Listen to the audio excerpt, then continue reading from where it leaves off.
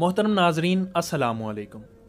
ख्वाब में हड्डी को मुख्तलिफ़ सूरतों में देखने की मुख्तलिफ़ ताबीरें बयान की गई हैं।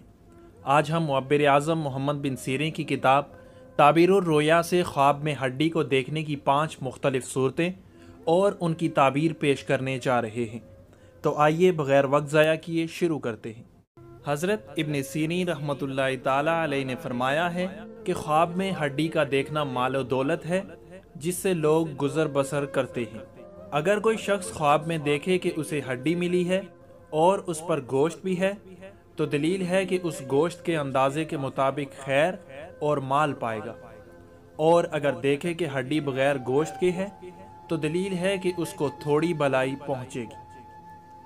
अगर कोई ख्वाब में देखे कि उसने किसी को हड्डी दी है तो दलील है कि उसके हाथों किसी का भला होगा। हज़रत इब्राहीम करमानी रहमतुल्लाहि ताला अलैहि ने फरमाया है कि अगर कोई ख्वाब में देखे कि उसने किसी की टूटी हुई हड्डी बांधी है तो दलील है कि बुजुर्गी और तरह तरह की सनतें हासिल करेगा और नेक काम करेगा। और बाज़ अहले ताबीर ने बयान किया है कि उसकी तंगी और मोहताजी दूर होगी।